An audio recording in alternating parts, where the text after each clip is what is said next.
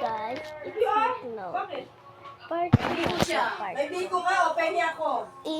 Magluluto na tayo ng Uy, egg. pengi biko! Kung papayagan lang tayo ni Mami. Uy, nagluto ka Pagising sa ko lang, oh. Nakita na malinti Cellphone ka. Oo, agad. nakita ka ron yan. Nakita na malinti ka.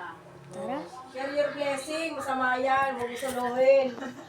Share your blessing. Ingay sila dito na lang. Dito ka na lang. Hindi nga, nagluto ka nga dito.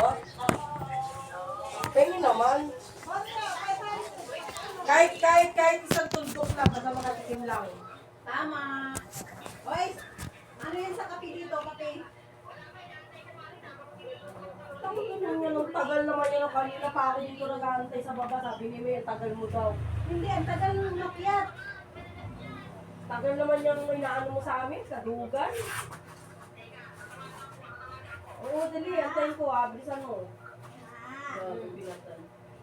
Katawagan, paano tawagan kung hindi mo? Kaya, masarap mo.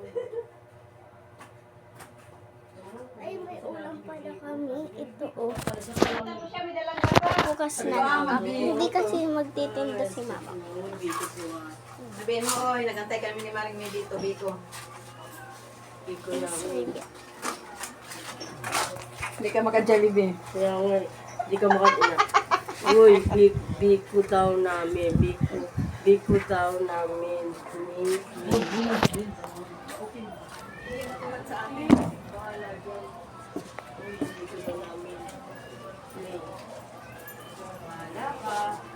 Bahala ka. Ano kaya? Ano to? Tapos pa naman yung sabi natin. Ayoko.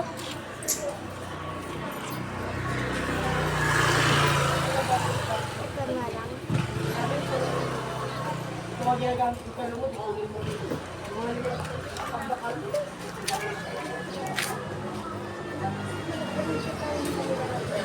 Hindi na lang naman ay mas mabiling mo. Uy, gabi ko. Uy, padala sa kapila.